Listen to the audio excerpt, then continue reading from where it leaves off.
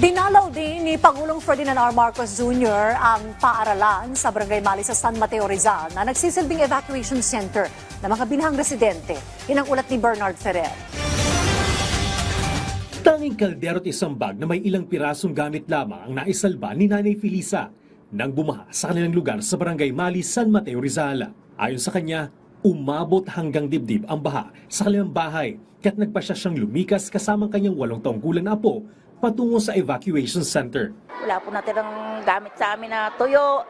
Lahat po ng gamit namin nakatumba.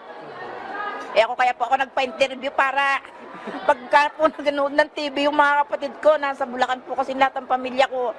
Makita nila na alam po nila na binaha po kami dito. Ang kanyang apo na lamang ang kasama sa buhay matapos pumanaw ang kanyang asawa at anak. Kaya't hindi niya alam kung paano sila muling makakabangon, lalo na't nasira rin ang kanyang munting kabuhayan sa pagluluto ng pagkain. Ngunit nabuhay ng loob si Nanay Felisa nang personal niyang makita si Pangulong Ferdinand R. Marcos Jr. na bumisita sa Mali Elementary School. Nagpapasalamat pa nga po kami. Dumating po si Presidente, nabigyan po kami ng tulong. Maraming salamat po kasi nagpapasalamat po ako sa kanya kasi ito po, hindi po kami nakakapaghanap buhay. Pero pag uwi po namin sa aming tahanan, pero po kaming kakainin. Personal na inalam ng Pangulo ang kalagayan ng evacuees at nakipag-usap sa mga opisyal ng pamahalaan.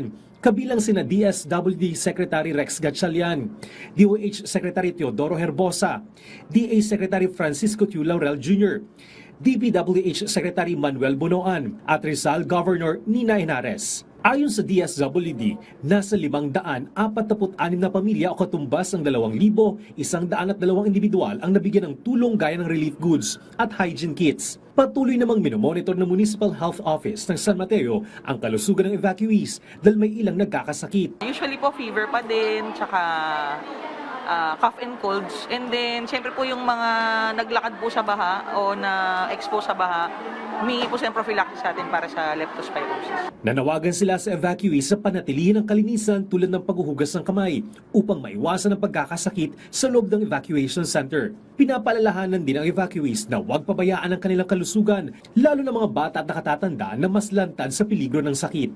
Bernard Ferrer para sa Pambansang TV sa Bagong Pilipinas.